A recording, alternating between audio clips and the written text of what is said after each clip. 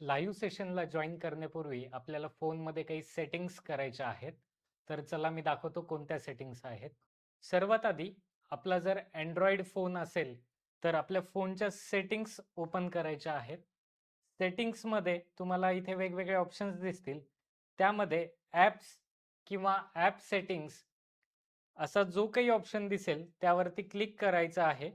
Click केल्यानंतर तुमच्या फोनमध्ये जे काही ॲप्लिकेशन्स इन्स्टॉल केलेले असतील ते या ठिकाणी दिसतील. त्यामध्ये आपलं अशजित ॲप शोधायचं आहे. अशजित ॲप शोधल्यानंतर त्यावरती आपल्याला क्लिक करायचंय.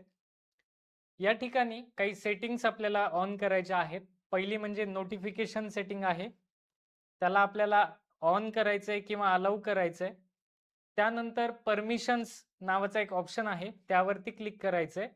आता या ठिकाणी बघू शकता, ज्या गोष्टींना आपण अलाउ केलेलं नाहीये, त्यांना या ठिकाणी आपल्याला अलाउ करायचंय.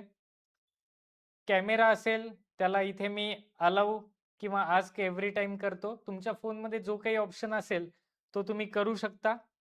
त्यानंतर कॉन्टॅक्ट्स असतील, त्याला देखील अलाउ करायचं आहे. मायक्रोफोन असेल, त्याला देखील आपल्याला अलाउ करायचं आहे.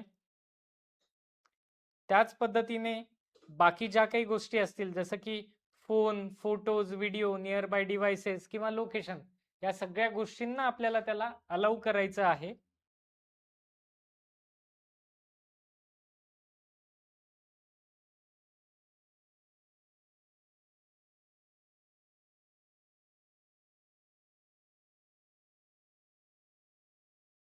या ठिकाणी मी सर्व परमिशन्सला अलाउ केलेलं आहे.